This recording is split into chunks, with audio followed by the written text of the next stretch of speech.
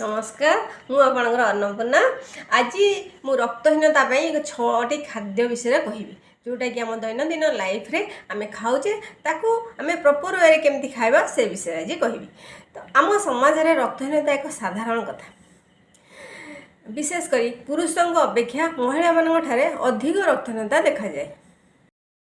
एथिपाई आपण ये छटी खाद्य निश्चय खाआନ୍ତୁ। प्रथम डाळिंब डाळिंब सप्ताह 2-3 थर खाइले आपणकर रक्तहीनता समस्या दूर होता है। सेकेंड बीटरूट आप डायरेक्टली को कौन भी डिश बन खाईपर जेपरिक सालाड भजा तरकारी अदरवाइज आप जूस बन पीपर। थर्ड है खजूर एथिरे आयरन कंटेंट आपण शरीर में हिमोग्लोबिन तैयारी करिबारे सहाय्य करे। तापर है गजामुग गजामुगे आम प्रचुर परिमाण आयरन अच्छी जोटा कि खाइले आम रक्तहीनता समस्या दूर हुए। प्रतिदिन गोटे रु 2टा करी जदि अणा आम खाऊे तेल प्रचुर परिमाण में आयरन पाइपर रक्तहीनता समस्या दूर कर।